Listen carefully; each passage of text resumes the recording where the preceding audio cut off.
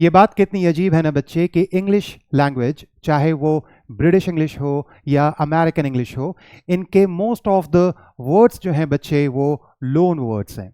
Loan words का मतलब ये होता है बच्चे कि इन्होंने डिफरेंट डिफरेंट कंट्रीज से वर्ड्स लेकर अपनी लैंग्वेज में इन्होंने इंट्रोड्यूस किया है और इन्हीं के कन्वेंशंस को पूरा वर्ल्ड फॉलो करता है। तो ब्रिटिश इंग्लिश और अमेरिकन इंग्लिश को हम कॉर्नरस्टोन भी कहते हैं in the world of English. पहली बात ये बच्चे। दूसरी बात ये कि आप जब भी इंग्लिश सीखेंगे तो आपका दोनों कन्वेंशंस जानना बहुत ज़रूरी है। आप सिर्फ ब्रिटिश इंग्लिश कन्वेंशन या अमेरिकन इंग्लिश कन्वेंशन आप नहीं जानेंगे, आप जब भी जानेंगे तो आप दोनों कन्वेंशंस जानेंगे। कन्वेंशन का मतलब ये होता है बच्चे कि इनके राइटिंग और इनके स्पीकिंग स्टाइल क्या है। तो इस टॉपिक में मैं आपको बताऊंगा बच्चे कि British English versus American English में इनके वोकैबुलरी में, इनके स्पेलिंग में और इनके प्रोनाउंसिएशन में डिफरेंसेस क्या है। और आपका ये भी जानना ज़रूरी है बच्चे, आप कहीं ये ना समझें कि इनमें हमेशा डिफरेंसेस ही होता है, इनमें सिमिलैरिटीज़ भी है। तो कन्वेंशंस आपका जानना इसलिए ज़रूरी है क्योंकि सबसे पहले मैंने आपको बताया कि इन्हीं के कन्वेंशंस को पूरा वर्ल्ड फॉलो करता है। आप किस कन्वेंशन को फॉलो करना चाहते हैं ये टोटली आप पे है, बट मैं आपको रेकमेंड करूंगा कि आप वो कन्वेंशन फॉलो करें जो मॉडर्न इंग्लिश में एक्सेप्टेबल है, यानी कि एज पर मॉडर्न इंग्लिश जिस कन्वेंशन को फॉलो किया जाता है। तो इस लेसन का जो ऑब्जेक्टिव है बच्चे वो ये है कि वो आपके वोकैबुलरी को, आपके स्पेलिंग को और आपके प्रोनाउंसिएशन को बहुत इंप्रूव करेगा और इन्हांस करेगा। ठीक है, क्योंकि इन्हीं के कन्वेंशंस को पूरा वर्ल्ड फॉलो करता है। और ये मैंने नोट में भी मेंशन कर दिया है बच्चे, कहीं आप ये ना समझे कि इनमें हमेशा डिफरेंसेस होता है। Not all words have different spellings and pronunciations, तो हम डिफरेंसेस ज़्यादा सीखते हैं। ओके तो ब्रिटिश इंग्लिश और अमेरिकन इंग्लिश में इनमें सिमिलैरिटीज़ भी बहुत बहुत है। तो इनकी स्पेलिंग्स भी बहुत सारे वर्ड में एक है, इनकी प्रोनाउंसिएशन भी बहुत सारे वर्ड में एक है और इनकी बहुत सारे वोकैबुलरी भी एक है। ये क्वेश्चन का मैंने आंसर किया, बट फिर भी मैंने इसे शीट में मेंशन कर दिया है कि why is there a focus only on the differences between British and American English rather than considering other English speaking countries. वो इसलिए कि इनके कन्वेंशंस को कॉर्नरस्टोन्स कहा जाता है ऑफ द इंग्लिश लैंग्वेज और इसे पूरा वर्ल्ड फॉलो करता है। So let's first explore the vocabulary differences. अब मैं आपको बताऊंगा, आप दोनों कन्वेंशंस जानेंगे, बट मैं आपको रेकमेंड करता चलूंगा बच्चे कि आपको कौन से कन्वेंशन को आपको फॉलो करना है, यानी कि मॉडर्न इंग्लिश में कौन सा कन्वेंशन ज़्यादा एक्सेप्टेबल है।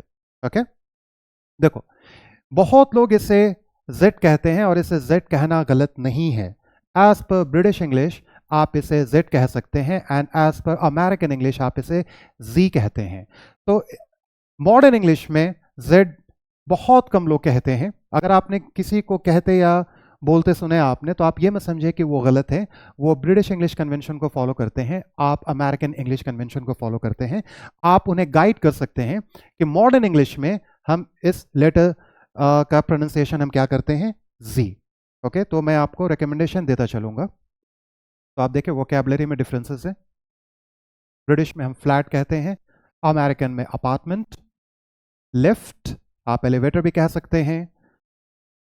ब्रिटिश में जो ग्राउंड फ्लोर होता है वो अमेरिकन में फर्स्ट फ्लोर होता है। ये आपका जानना जरूरी है आपके जनरल अवेयरनेस के लिए।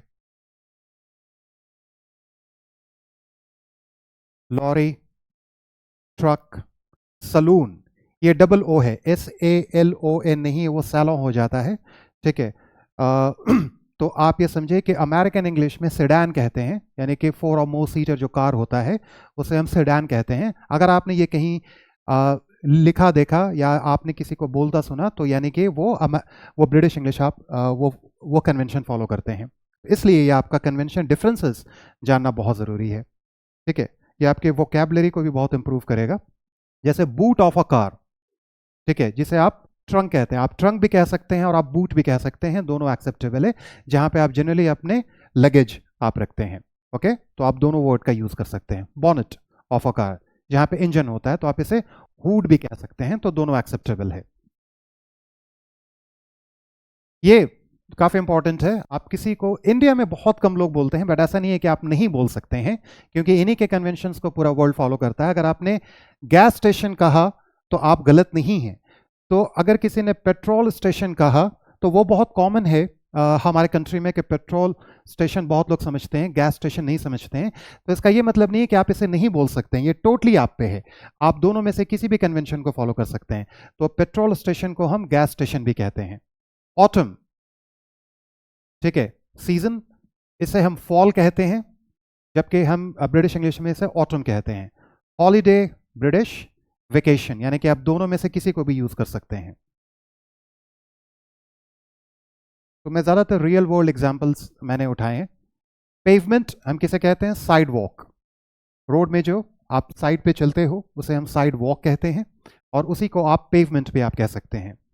ये भी इंपॉर्टेंट है, आपने देखा होगा रोड पे, ठीक है, एक वाइट सा एक स्पॉट आपने देखा होगा, ठीक है, उसे हम क्या कहते हैं? जीब्रा क्रॉसिंग कहते हैं। आप इसे क्रॉस वॉक भी कह सकते हैं। तो दोनों आपका एक्सेप्टेबल है,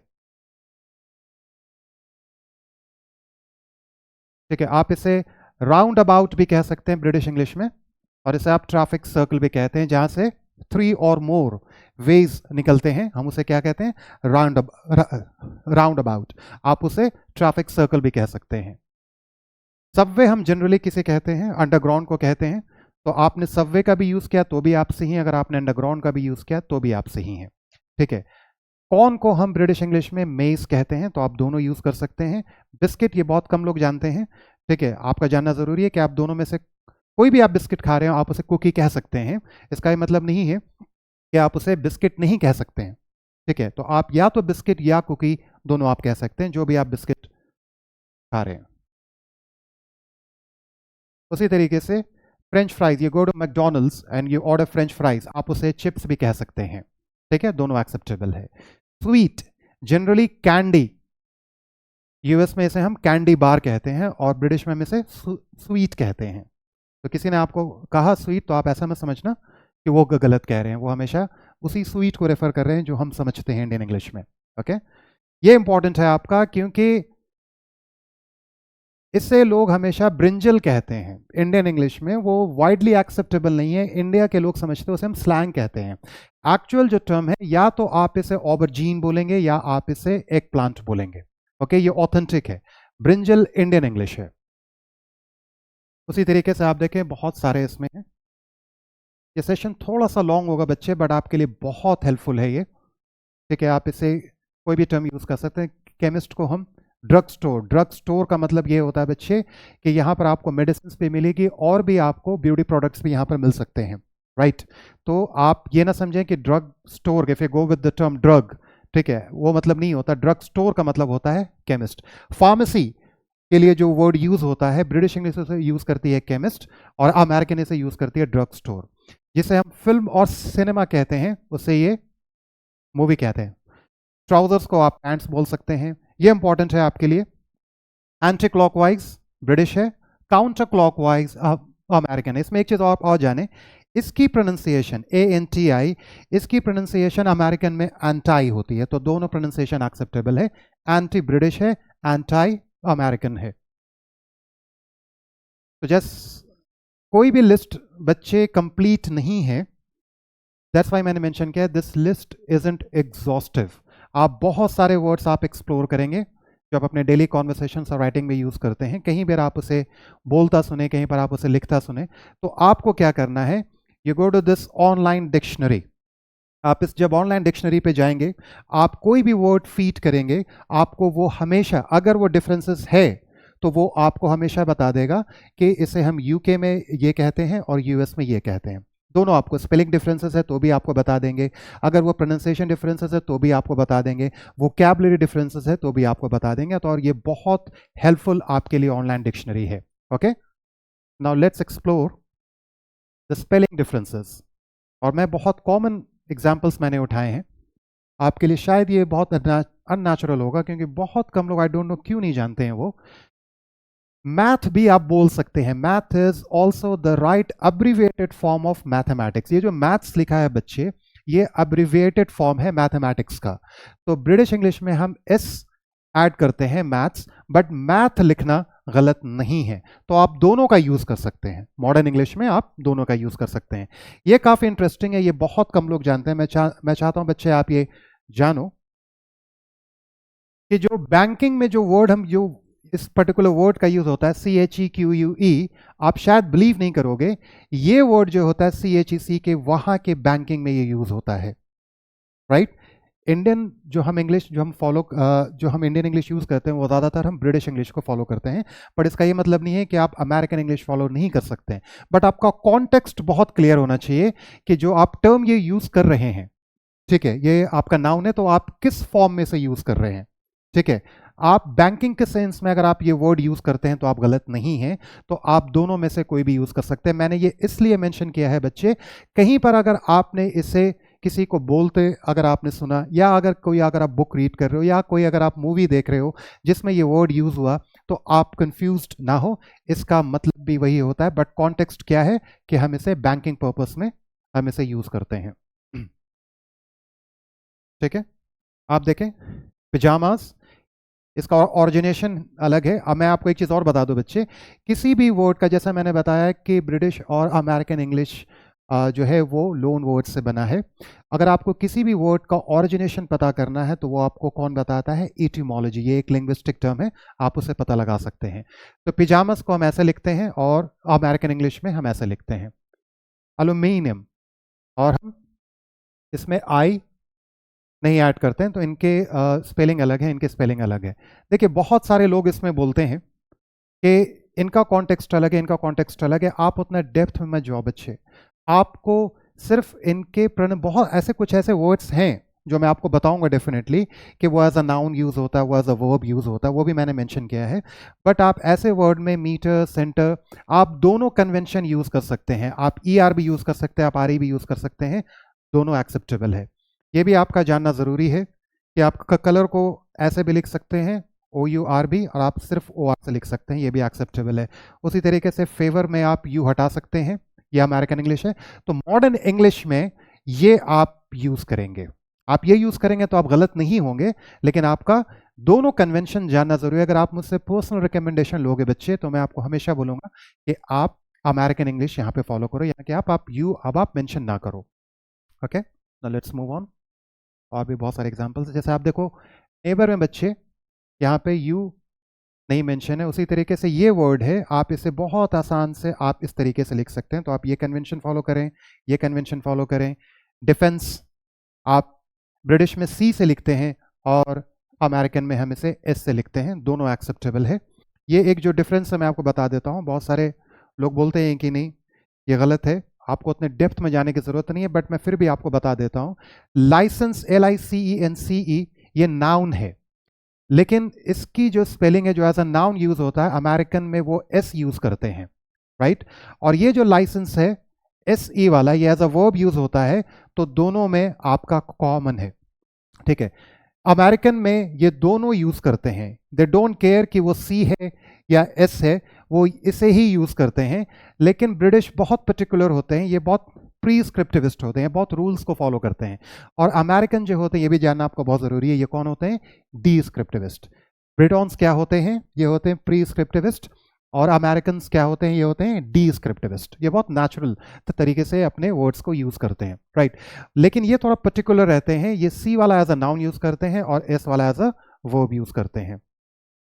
ये भी आपको ध्यान रखना है कि आप इस वर्ड को S से भी लिख सकते हैं एनालाइज, और Z से भी लिख सकते हैं। उसी तरीके से ऑर्गेनाइजेशन को आप S, ये ब्रिटिश है, और आप जब आपने Z से लिखा तो ये अमेरिकन है। ये देखिए कितनी आपको हेल्प करती है, इसलिए मैं आपको ये ज़्यादा रेकमेंड करता हूँ कि आप इसे फॉलो करें। ये आपके डेली कॉन्वर्सेशन और राइटिंग को बहुत ईजी बना देता है, क्योंकि जो आप स्पेलिंग जो यूज़ करते हैं, ठीक है, उतना कॉम्प्लेक्स यूज़ नहीं, मैं नहीं कह रहा ये बहुत कॉम्प्लेक्स है, बट आप इस कन्वेंशन को फॉलो कर सकते हैं, राइट। तो आप ज्वेलरी में ये कन्वेंशन फॉलो करें, दोनों एक्सेप्टेबल है। ट्रैवलिंग में आपने शायद गौर किया होगा, लेकिन आप ये ना समझें कि वो एरर है या टाइपो है। US जनरली ट्रैवलिंग में सिंगल एल, और भी बहुत सारे वर्ड्स हैं, बट मैंने एग्जांपल के लिए आपको ये दिया है कि ट्रैवलिंग में वो सिंगल एल यूज़ करते हैं। ट्रैवलर में भी यहाँ पे ट्रैवलर हो जाएगा। ट्रैवलर में भी वो सिंगल एल यूज़ करते हैं। बट आप इसका ये ना समझ, जैसा मैंने आपको बताया बच्चे, कि आपका ये भी जानना ज़रूरी है कि वो हमेशा, आप इससे ये कहीं ना समझ जाएं कि हमेशा जो ब्रिटिश इंग्लिश है वो डबल एल यूज़ करते हैं ऐसे वर्ड्स में और ये सिंगल एल यूज़ करते हैं। नहीं, ऐसा नहीं है, आपका ये जानना ज़रूरी है। इसलिए मैंने ये एग्जाम्पल को मेंशन किया है। आप देखो, अब यहाँ पे वाइस वर्सा है, यहाँ पे ये सिंगल एल यूज़ करते हैं एनरोल में, और यहाँ पे अमेरिकन जो फॉलो करते हैं वो डबल एल फॉलो करते हैं। स्किलफुल में ये सिंगल एल यूज़ करते हैं और ये डबल एल यूज़ करते हैं। तो ये आपका जानना ज़रूरी है। आप देखो, फुलफिल में भी ये सिंगल एल यूज़ किया है इन्होंने और इन्होंने डबल एल यूज़ किया है। तो आप सिर्फ ये ना समझो कि ब्रिटिश इंग्लिश जो है वो हमेशा डबल एल यूज़ करती है, वो सिंगल एल यूज़ नहीं करती है। नहीं, तो इसलिए आपका कन्वेंशन डिफरेंसेस जानना बहुत ज़रूरी है। ये इंटरेस्टिंग है और ये आपके स्पेलिंग को बहुत ईजी बनाता है, उतना कॉम्प्लेक्स नहीं बनाता। हो सकता है, मैं नहीं कह रहा ये बहुत कॉम्प्लेक्स है, ठीक है। डायरिया में से इन्होंने यहाँ से ओ को हटा दिया है, तो ये एक्सेप्टेबल है आपका, ठीक है ना। तो आप इसे यूज़ कर सकते हैं, ठीक है। उसी तरीके से एनसाइक्लोपीडिया में से इन्होंने ए हटा दिया और वो इस कन्वेंशन को फॉलो करते हैं, स्पेलिंग कन्वेंशन को। पीडियाट्रिशियन में से इन्होंने पहले ए हटा दिया और उन्होंने ये स्पेलिंग दी, और तो वो इस कन्वेंशन को फॉलो करते हैं और पूरा वर्ल्ड भी इस कन्वेंशन को फॉलो करता है। तो ये मैं आपको कोई पर्सनल रिकमेंडेशन नहीं दे रहा हूँ। पर्सनल रिकमेंडेशन मैं आपको वहाँ दे रहा हूँ एज पर मॉडर्न इंग्लिश आप किसे फॉलो करेंगे। तो आप ये कर सकते हैं, आप ये कर सकते हैं, ये भी कर सकते हैं, उसमें कोई प्रॉब्लम नहीं है। जैसा कि हर लिस्ट में मैं आपको ये बता रहा हूँ कि कोई भी लिस्ट कंप्लीट नहीं है, तो आप एक्सप्लोर करेंगे मोर सच वर्ड्स, और आप जब भी इसे एक्सप्लोर करेंगे तो प्लीज़ आप ये ऑथेंटिक ऑनलाइन डिक्शनरी पे आप जाएंगे, आप वहाँ पे वर्ड फीड करेंगे, आप ये सारे वर्ड को फीड करके देखना, आपको हमेशा ये ऑप्शन दे देगा। जैसे ये आपको देगा यूके इंग्लिश, ये आपको देगा यूएस इंग्लिश, कि आप जो वर्ड फीड करेंगे ना बच्चे, तो अगर आपने ये वर्ड फीड किया है तो आपको ये ऑप्शन दे देगा कि यूएस में ऐसे कहा जाता है। अगर आपने ये वर्ड फीड किया है तो आपको ये ऑप्शन भी दे देगा, ये वर्ड फीड किया है तो आपको ये ऑप्शन भी दे देगा। ओके, तो दैट्स वाई मैं आपको रिकमेंड करता हूँ कि आप जो भी वर्ड्स आप कन्वेंशन फॉलो करें, बट प्लीज़ उसे वैलिडेट कर लें, ठीक है, इस ऑनलाइन डिक्शनरी पे। ये बहुत हेल्प करेगा आपको। Now let's explore the pronunciation differences. ये बहुत ज़रूरी है क्योंकि इसमें बहुत लोग मिस्टेक करते हैं, और कॉमन एरर भी मैं आपको इसमें कुछ बता देता हूँ बच्चे। बट उससे पहले मैंने एक नोट मेंशन किया है, ये बहुत इंपॉर्टेंट है कि there are differences no doubt, but also many similarities between both British and American English pronunciation. Pronunciation में बहुत ज़्यादा similarities भी हैं, तो differences भी हैं, वो मैं आपको दिखा देता हूँ। बट उससे पहले मैं आपको दो वर्ड्स दिखा रहा हूँ जो मैंने encounter किया है, जो मैंने ऑब्जर्व किया है, जो मैंने नोटिस किया है। इसे बहुत लोग समझते हैं कि ब्रिटिश में ऐसे बोला जाता है और अमेरिकन में ऐसा बोला जाता है। नहीं, इस वर्ड को दोनों कन्वेंशन में, यानी कि ब्रिटिश इंग्लिश कन्वेंशन में या अमेरिकन इंग्लिश कन्वेंशन में, आप इसे हमेशा डिवोर्स बोलेंगे, आप इसे डाइवोर्स नहीं बोल सकते हैं। राइट, इंडियन इंग्लिश में लोग इसकी प्रोनाउंसिएशन करते हैं, ये बहुत गलत प्रोनाउंसिएशन है। Divorce is the widely acceptable pronunciation. Okay, divorce नहीं होता है, वो रॉन्ग प्रोनाउंसिएशन है। उसी तरीके से इसकी प्रोनाउंसिएशन मैंने, क्योंकि वो जैसा लिखा देखते हैं बच्चे उस तरीके से वो उसे प्रोनाउंस करते हैं। राइट, ये मॉड्यूल नहीं है, मॉड्यूल नहीं है, दिस इज मॉड्यूल, मॉड्यूल। और ये दोनों इंग्लिश में, ब्रिटिश इंग्लिश में, इसलिए ये मैंने मेंशन किया है। ये मैं आपको definitely the sounds in English में पढ़ाऊंगा, जब प्रोनाउंसिएशन क्लास में आपके साथ कंडक्ट करूंगा तो ये ज़्यादा आपको बनाऊंगा। ये फोनेटिक अल्फ़ाबेट है, इसी से इसकी प्रोनाउंसिएशन आती है। राइट, तो ये लैंग्वेज भी मैं आपको सिखाऊंगा। तो इसकी प्रोनाउंसिएशन क्या है, इसलिए मैं आपको बार बार कह रहा हूँ बच्चे कि आप उस ऑनलाइन डिक्शनरी पे जाएंगे, आपको बहुत हेल्प मिलेगी। आपको वहाँ से क्या हेल्प मिलेगी, आपको वोकैबुलरी डिफरेंस पता चलेगा, यानी कि आप इस पैटर्न को या उस पैटर्न को फॉलो कर सकते हैं। आपको स्पेलिंग डिफरेंसेस पता चलेगा, आप किसी भी स्पेलिंग को आप अडॉप्ट कर सकते हैं, और आपको प्रोनाउंसिएशन भी पता चलेगा, डिफरेंसेस भी पता चलेगा, और आपको एक्यूरेट आपको प्रोनाउंसिएशन ये पता चलेगा। तो इसलिए मैं आपको रेकमेंड कर रहा हूँ कि वो वर्ड को आप वहाँ पे मेंशन करें, वहाँ पर आप उसे सुन भी सकते हैं, आप उसे हिट करें, आप दोनों उसकी प्रोनाउंसिएशन सुने, आपको दोनों प्रोनाउंसिएशन यही मिले। किसी भी कन्वेंशन में ये मॉड्यूल नहीं है, this is module. Okay, that's why इसे मैंने मेंशन किया है यहाँ पे, तो ये कॉमन एरर है। Now let's look at pronunciation differences, ठीक है, और सिमिलैरिटीज, ठीक है। तो आप देखें इसे, क्योंकि ये फोनेटिक अल्फ़ाबेट शायद आप अभी नहीं समझते होंगे बच्चे, मैं समझता हूँ। अगर मुझे आप सिर्फ ये दे दोगे तो मैं इसकी प्रोनाउंसिएशन बता दूंगा, यानी कि स्पेलिंग बता दूंगा। इसी से एक्चुअल स्पेलिंग आती है, क्योंकि ये लैंग्वेज मैं समझता हूँ, और इसी से एक्चुअल प्रोनाउंसिएशन आती है। तो प्रोनाउंसिएशन डिफरेंसेस पहले आप समझ लें कि इस वर्ड को दो तरीके से बोला जाता है। ब्रिटिश इंग्लिश में इसे बोला जाता है शेड्यूल। शेड्यूल, बहुत लोग बोल देते हैं शेड्यूल, ये शेड्यूल नहीं है, डा नहीं है, दिस इज शेड्यूल। इसलिए मैंने आपको पहला वो एग्जाम्पल दिखाया, that's not module, that is module. उसी तरीके से ये शेड्यूल नहीं है, ये शेड्यूल है। ओके, या तो आप शेड्यूल बोलेंगे या तो आप स्केड्यूल बोलेंगे। ओके, स्केड्यूल या शेड्यूल। ओके, तो ब्रिटिश इंग्लिश में आप शेड्यूल बोलेंगे और अमेरिकन इंग्लिश में आप स्केड्यूल बोलेंगे। ओके, आपको मैं सिमिलैरिटीज भी दिखा देता हूं। इस पर्टिकुलर वर्ड की प्रोनाउंसिएशन एक्चुअली दो है, लेकिन दोनों ब्रिटिश इंग्लिश और अमेरिकन इंग्लिश में ये दोनों उसी कन्वेंशन में बोला जाता है। तो इसे डायरेक्टर भी बोलते हैं और इसे डायरेक्टर भी बोलते हैं। But as per my recommendation I want you to pronounce it director. अच्छा भी लगता है ये बोलने में और सुनने में भी, तो आप इसे, मैंने कहा कि आप डायरेक्टर बोलोगे बच्चे तो आप गलत हो जाओगे, लेकिन इसकी प्रोनाउंसिएशन डायरेक्टर भी है। शायद आप किसी को बोलता सुनोगे तो आप बोलोगे नहीं ये गलत प्रोनाउंसिएशन है, ऐसा नहीं है। तो दोनों ब्रिटिश इंग्लिश और अमेरिकन इंग्लिश में इस पर्टिकुलर वर्ड की दो प्रोनाउंसिएशन है, और वो क्या है, डायरेक्टर और डायरेक्टर। उसी तरीके से आप ये वर्ड देखो, अब तक आप इसे, ये ऐड नहीं हो, बहुत लोग इसे एडवर्टीजमेंट कहते हैं, ऐड की तरह ना, ये अडवर्ड, एडवर्टीजमेंट, एडवर्टीजमेंट।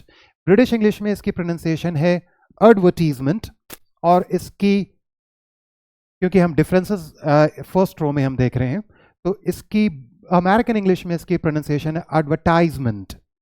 एडवर्टीजमेंट और एडवर्टाइजमेंट दोनों अलग है। ब्रिटिश इंग्लिश में एडवर्टीजमेंट कहते हैं और अमेरिकन इंग्लिश में एडवर्टाइजमेंट कहते हैं, राइट। तो आप दोनों कन्वेंशन में से कोई भी कन्वेंशन फॉलो कर सकते हैं।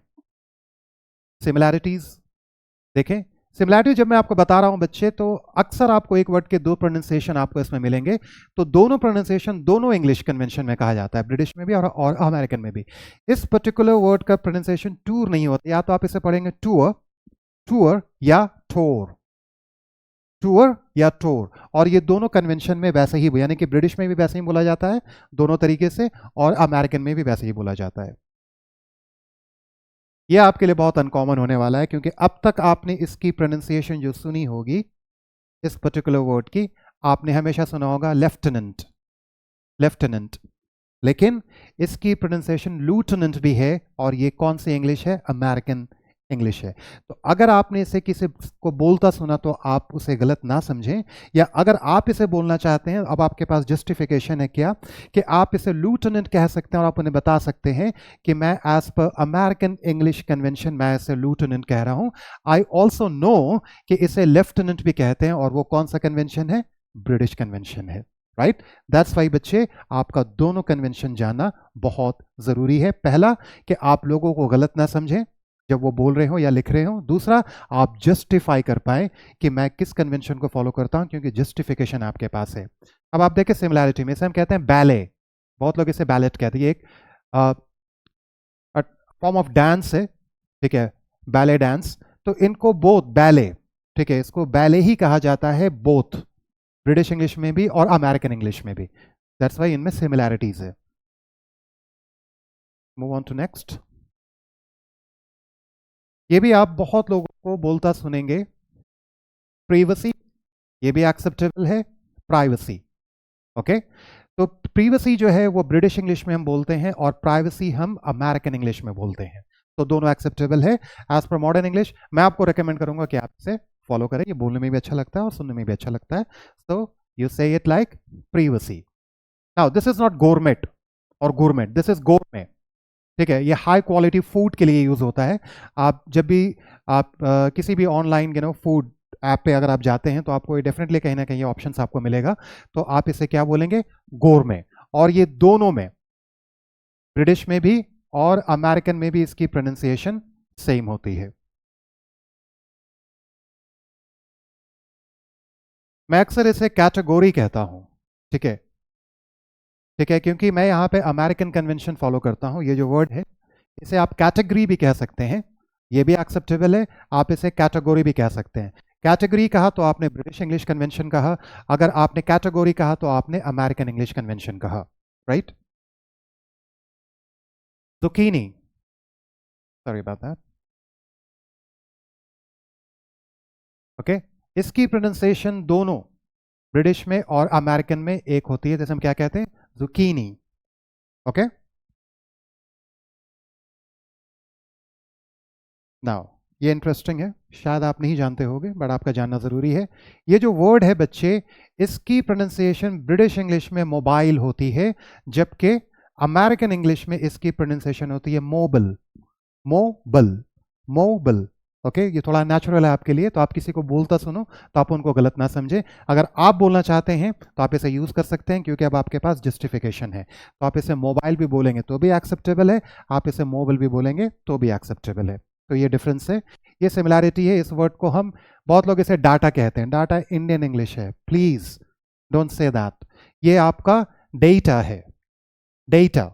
और ये दोनों आपके ब्रिटिश इंग्लिश में और अमेरिकन इंग्लिश में दोनों की प्रोनाउंसिएशन एक ही है। डाटा किसी भी इंग्लिश में नहीं कहा जाता, वो रॉन्ग प्रोनाउंसिएशन है। इंडियन इंग्लिश में लोग इसे डाटा कहते हैं। ये इंपॉर्टेंट है क्योंकि अब बहुत कम लोगों को मैंने इसकी प्रोनाउंसिएशन, क्योंकि ये बहुत कॉमन वर्ड है, ठीक है, बहुत लोगों को इसकी प्रोनाउंसिएशन, मैंने अब तक बहुत कम लोगों को सुना है कि इसकी प्रोनाउंसिएशन उन्होंने सही की है। मैं आपको बताऊंगा, आपके लिए बहुत अननेचुरल होगा। इसे डेंगू नहीं कहते हैं, डेंगू इंडियन इंग्लिश प्रोनाउंसिएशन है जो लोगों ने इसे मतलब बोलना स्टार्ट किया है। एक्चुअल प्रोनाउंसिएशन, इसकी दो प्रोनाउंसिएशन है। ब्रिटिश इंग्लिश में हम इसे बोलते हैं डेंगी, डेंगी, ओके, और इसे अमेरिकन इंग्लिश में कहते हैं डेंगे, ओके। वन मोर टाइम, इस वर्ड की प्रोनाउंसिएशन ब्रिटिश इंग्लिश में है डेंगी, और इस वर्ड की प्रोनाउंसिएशन, इसी वर्ड की प्रोनाउंसिएशन अमेरिकन इंग्लिश में क्या है? Dengue. So it's not dengue, it is either dengue और डेंगे। तो आप अब दोनों में से कोई यूज करेंगे, but please don't say dengue, okay. Now अब आप इसकी सिमिलैरिटी देख लें। ये जो वर्ड है जो हमने दो फॉर्म में लिखा था, ये ब्रिटिश है और ये अमेरिकन है। किसी भी फॉर्म में आप लिखें, ठीक है, किसी भी कन्वेंशन को आप लिखें, इसकी प्रोनाउंसिएशन दोनों ब्रिटिश और अमेरिकन इंग्लिश में एक ही होगी, इंसाइक्लोपीडिया, ठीक है। बहुत सारे इसको इंसाइक्लोपीडिया कहते हैं, it's not encyclopedia, this is encyclopedia, encyclopedia, okay. तो ये दोनों में एक है, चाहे आप इस स्पेलिंग को फॉलो करें या इस स्पेलिंग को फॉलो करें, प्रोनाउंसिएशन दोनों में, ब्रिटिश में और अमेरिकन में सेम रहेगा। Move on to the next.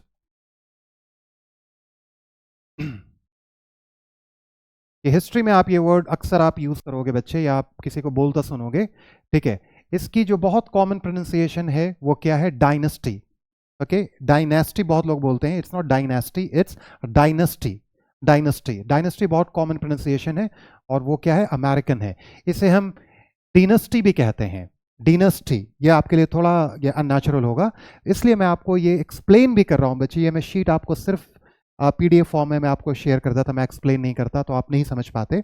इसका पर्पस ये है कि मैं आपको ये बता रहा हूँ कि आप किसी भी कन्वेंशंस को फॉलो करो, मेरे अकॉर्डिंग आप उसको फॉलो करो जो मॉडर्न इंग्लिश में ज़्यादा एक्सेप्टेबल है। दैट्स वाई मैं आपको ये एक्सप्लेन कर रहा हूँ। तो आप इसे डायनेस्टी बोलें या डीनेस्टी बोलें, ये दोनों एक्सेप्टेबल है आपका, ओके। अब आप जानते हो कि डीनेस्टी हम ब्रिटिश इंग्लिश में बोलते हैं और डायनेस्टी हम अमेरिकन इंग्लिश में बोलते हैं। देखो ये एग्जाम्पल मैंने आपको स्पेलिंग डिफरेंस बताया था बच्चे, ठीक है। एक है आपका ए ई के साथ और एक सिंपल ई के साथ, तो ये अमेरिकन है, ये ब्रिटिश है।